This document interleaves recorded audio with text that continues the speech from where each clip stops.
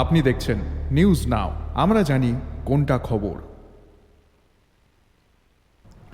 রাস্তা ও মানিক ভান্ডার স্টিল ব্রিজের বেহাল দশার কারণে মানিক ভান্ডার দাবং মেথির মিয়া ভায়া নাগবংশী চলুবাড়ি মরাছড়া রাস্তা এই সমস্ত গ্রামের গ্রামবাসীরা সকাল 8টা থেকে অবরোধে বসেছেন। আবারও জানাই যে রাস্তা ও মানিক ভান্ডার স্টিল ব্রিজের বেহাল দশার কারণে মানিক ভান্ডারের দাবং মেথির মিয়া ভায়া নাগবংশী চলুবাড়ি মরাছড়া রাস্তা এই সমস্ত সংলগ্ন গ্রামের গ্রামবাসীরা সকাল 8টা থেকে অবরোধে বসেন। বিস্তারিত জানবো তারা কেন অবরোধে বসেছেন, কেন এবং এই অবরোধ কতক্ষণ চলবে বা কিভাবে তারা আদৌ কোনো রকমের কোনো আশ্বাস পেয়েছেন কিনা সবটাই জানবো আমাদের কমলপুরের প্রতিনিধি দেবজিৎ গোহরার কাছ থেকে। দেবজিৎ দা, আজকে সকালে এই যে এই গ্রামবাসীরা তারা রাস্তা অবরোধে বসলেন তার ঠিক কারণটা কি?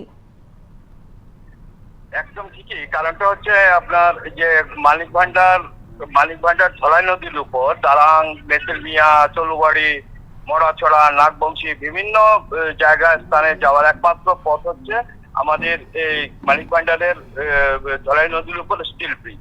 এটা দীর্ঘদিন যাবৎ বেহাল অবস্থায় পড়ে আছে। দুদিন পর পর এটা নষ্ট হয়ে যায়। যারা ঠিক করান ওনারা মানে কোনো রকম ভাবে ঠিক করিয়ে আবার সেটা ছেড়ে দেন। তো ফলে দুদিন পর পর ভেঙে বড় বড় গর্তে পরিণত হয়েছে, যার জন্য প্রতিদিন দুর্ঘটনায় ঘটছে ছোট বড়। এছাড়া যে রাস্তাটা আছে এখানে ভারত নির্মাণের রাস্তা, দীর্ঘ 7-8 প্রায় 10 বছর যাবৎ সেই রাস্তার কোনো মেরামতি নেই, কাজ নেই। যা প্রথম অবস্থায় যেসব কাজ করেছে সেই অবস্থায় রয়ে গেছে, যার ফলে কার্পেটিং মেটেলিং উঠে বড় বড় গর্তে পরিণত হয়েছে। যেই গর্তের মধ্যে যখন রুগী কিংবা যান চলাচল করার ক্ষেত্রে রুগী কিংবা স্কুলের ছাত্রছাত্রী ছোট ছোট বাচ্চারা যখন মানে ছোট বড় দুর্ঘটনায় পড়ে তখন তাদের অবস্থা আরো করুণ হয়ে যায়। অ্যাকচুয়ালি এই রাস্তার দীর্ঘদিনের দাবির ফলে স্থানীয় বিধায়ক যে আছেন স্বপ্না দাস পাল, উনিও উনার নজরে আছেন। উনি বারবার মানে এই যে এনএসসিএল সম্ভবত কাজটা করেছিল ভারত নির্মাণের এনএসসিএল, তো এনএসসিএল এর কাজে তাদেরকে টিকিট লাগল পাওয়া যাচ্ছে না। তারা যে কোথায় আছে কি আছে বিষয় স্থানীয় পূর্ত দপ্তরের কাছে বিধায়িকা বারবার মানে জানিয়েছেন, কিন্তু কোনো ধরনের মানে সদুত্তর পাওয়া যায়নি। কিন্তু গ্রামের যে রাস্তাগুলি রয়েছে, গ্রামের এই রাস্তাগুলির ক্ষেত্রে তো মেরামতি করার কথা তো হচ্ছে পূর্ত দপ্তরের, সেক্ষেত্রে দপ্তরের কি ভূমিকা? না না, রাস্তা পূর্ত দপ্তরের নয়, রাস্তা হচ্ছে এনএসসিএল এর আন্ডারে। পূর্ত দপ্তর তাদের হাতে ভারত নির্মাণের কাজ, যেহেতু সেহেতু এটা মানে একটা বাইরের একটা সংস্থায় সেটা কাজ হাতে নিয়েছে। পূর্ত দপ্তরের এই ব্যাপারে আমি জিজ্ঞেস করেছি পূর্ত দপ্তরের আধিকারিক যে আছেন এক্সিকিউটিভ ইঞ্জিনিয়ার ওনাকে, যে ওদের কাছে হ্যান্ড ওভার করা হয়েছে, কিন্তু ওরা যে কোথায় আছে কি আছে বিষয় এখন পর্যন্ত নিয়ম হচ্ছে যে 5 বছর পর পর রাস্তা মেরামত হবে। হ্যাঁ, রাস্তা যে কোনো জায়গায় শর্ত অনুসারে তাদের কোনো ঠিকাদারের বা ঠিকাদার এজেন্সির কোনো ধরনের টিকিট নাগাল পাচ্ছে না, যার ফলে রাস্তা দিন দিন বেহাল অবস্থায় আছে। এই মুহূর্তে গ্রামবাসীর দাবি কি? গ্রামবাসীর দাবি হচ্ছে যে স্টিল ব্রিজটা মানে যেভাবে আছে এটা সাময়িক ভাবে একটু মেরামত করে পার্শ্ববর্তী এলাকায় একটা আকৃতি ব্রিজ, পাকা ব্রিজ তৈরি করে দেওয়া, আর রাস্তা সম্পূর্ণভাবে সুন্দরভাবে যাতে মেরামত করে, সেটা তাদের দাবি। এই মুহূর্তে আমাদের সামনে এসছেন যে কমলপুর মহকুমা শাসকের ডিসিএম বিজয় ত্রিপুরা, উনি এসে এই পথ অবরোধকারীদের সাথে কথা বলছেন এবং সেটা মানে তাদের যে দাবি এটা নাকি প্রশাসন ফুলফিল করবে এবং সেই দাবিগুলি ফুলফিল করার জন্য ঊর্ধ্বতন কর্তৃপক্ষের কাছে পাঠাবে, সেটাই নিয়ে আলোচনা হচ্ছে। আজকে এই অবরোধ সকালবেলা ঠিক কোন সময় থেকে শুরু হয়েছিল? অ্যাকচুয়ালি সকালবেলা প্রায় সকাল 8টা থেকে এই অবরোধ চলে।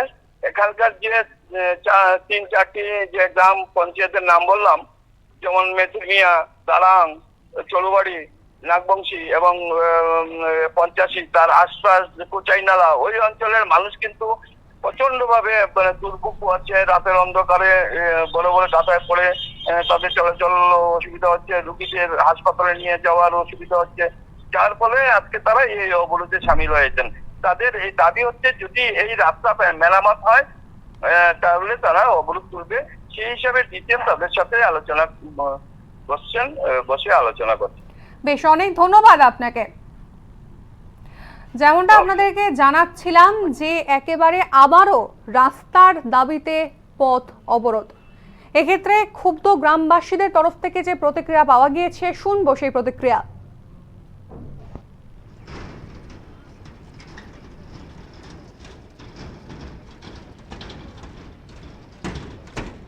প্রাপ্ত প্রধান শিক্ষক। তো আমি দীর্ঘদিন ধরে এই রাস্তা দিয়ে চলাফেরা করছি, কিন্তু ইদানিং রাস্তার যে অবস্থা, ব্রিজ সহ রাস্তার যে অবস্থা খুবই বিপজ্জনক। মানুষ এদিকে হাজার হাজার মানুষ চলাচল করছে প্রত্যেকদিন এই জীবনের ঝুঁকি নিয়ে।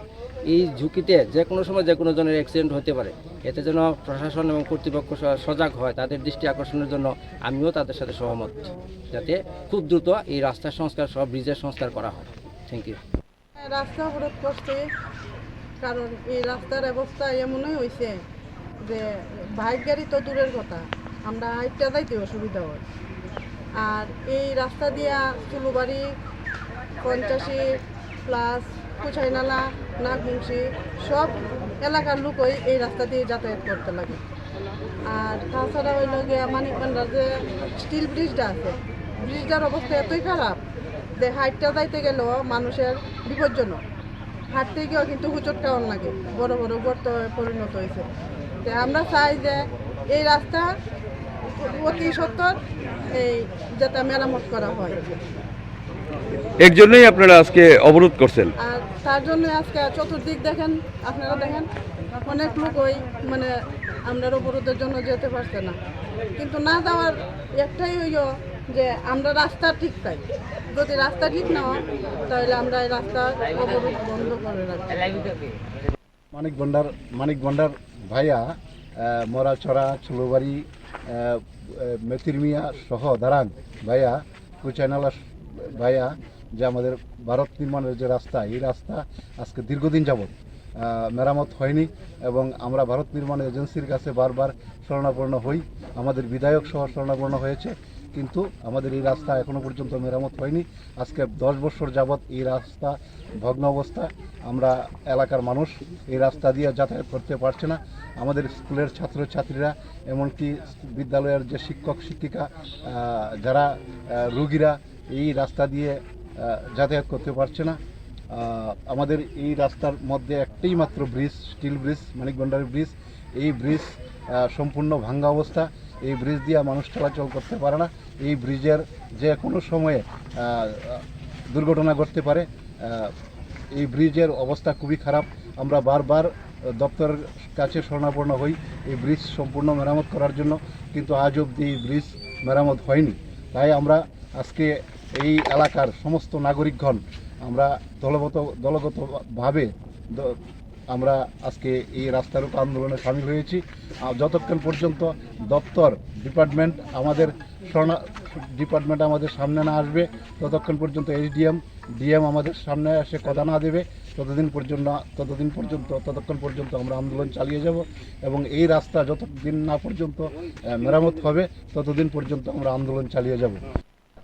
এখানে দারাং, মেথির মিয়া, চুলুবাড়ি সহ এই বিস্তীর্ণ এলাকার জনসাধারণকে সাথে নিয়ে আমাদের দীর্ঘদিনের একটা দাবি যে আমাদের মরাছড়া থেকে মেথির মিয়া যে ভারত নির্মাণের রাস্তা, এই রাস্তা নাগবংশী বাজার দিয়ে, শ্রীরামপুর স্কুলের পাশ দিয়ে, চুলুবাড়ি, মেথির মিয়া এবং বিস্তীর্ণ এলাকার একমাত্র আমাদের মহকুমার সঙ্গে যোগাযোগের মাধ্যম এই রাস্তা আজকে প্রায় 5 থেকে 10 বছর যাবৎ ভঙ্গুর অবস্থায় রয়েছে।